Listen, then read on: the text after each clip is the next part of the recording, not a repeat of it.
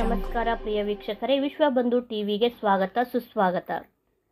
CJI Gavai ಅವರ ಮೇಲೆ shoe ಎಸೆದ ಪ್ರಕರಣ ಬಾಗಲಕೋಟೆಯಲ್ಲಿ ಬೃಹತ್ ಪ್ರತಿಭಟನೆ.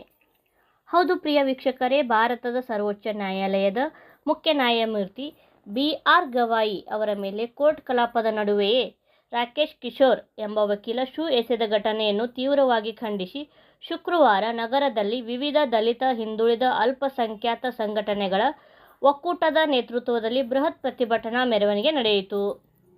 ನಗರಸಭೆ ಕಚೇರಿಯಿಂದ ಪ್ರಾರಂಭವಾದ ಪ್ರತಿಭಟನಾ ಮೆರವಣಿಗೆಯು ನಗರದ ಪ್ರಮುಖ ರಸ್ತೆಗಳಲ್ಲಿ ಸಂಚರಿಸಿ ಕೊನೆಗೆ ಜಿಲ್ಲಾಧಿಕಾರಿ ಕಚೇರಿಗೆ ತಲುಪಿ ಸಮಾವೇಶ ಪೂರ್ಣಗೊಂಡಿತು. ಈ ವೇಳೆ ಜಿಲ್ಲಾಧಿಕಾರಿಗಳ ಕಚೇರಿ ಸರ್ಕಲ್ನಲ್ಲಿ ಪ್ರತಿಭಟನಾಕಾರರು ವಕೀಲ ರಾಕೇಶ್ ಕಿಶೋರನ ಪ್ರತಿಕೃತಿಯನ್ನು ದಹಿಸಿ ಆಕ್ರೋಶ ಹೊರಹಾಕಿದರು.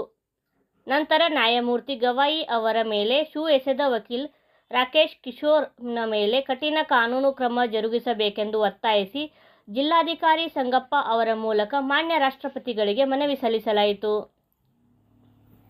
ಈ ಸಂದರ್ಭದಲ್ಲಿ ವಿವಿಧ ಮುಖಂಡರುಗಳು ಪ್ರತಿಭಟನಾಕಾರರನ್ನು ಉದ್ದೇಶಿಸಿ ಮಾತನಾಡಿ, ಇದು ಕೇವಲ ನ್ಯಾಯಮೂರ್ತಿ ಗವಾಯಿ ಅವರ ಮೇಲಿನ ಹಲ್ಲೆಯಾಗಿರದೆ ನೇರವಾಗಿ ಸಂವಿಧಾನ ಮತ್ತು ಡಾಕ್ಟರ್ ಬಾಬಾ ಸಾಹೇಬ್ ಅಂಬೇಡ್ಕರ್ ಅವರ ಸಿದ್ಧಾಂತ ಮೇಲಿನ ಹಲ್ಲೆಯಾಗಿದೆ. ಈ ಘಟನೆಯು ವೈಯಕ್ತಿಕ ಅಸಹನೆ ಮಾತ್ರವಾಗಿರದೆ ಸಮಸ್ತ ಭಾರತೀಯರಿಗೆ ಸಮಾನ ಹಕ್ಕು ಮತ್ತು ಅವಕಾಶಗಳನ್ನು ಕಲ್ಪಿಸುವ ಸಂವಿಧಾನ ಮತ್ತು ಪ್ರಜಾಪ್ರಭುತ್ವ ವ್ಯವಸ್ಥೆಯನ್ನು ಬುಡಮೇಲು ಮಾಡುವ ಬಹುದೊಡ್ಡ ಷಡ್ಯಂತ್ರವಾಗಿದೆ ಎಂದು ಆಕ್ರೋಶ ವ್ಯಕ್ತಪಡಿಸಿದರು.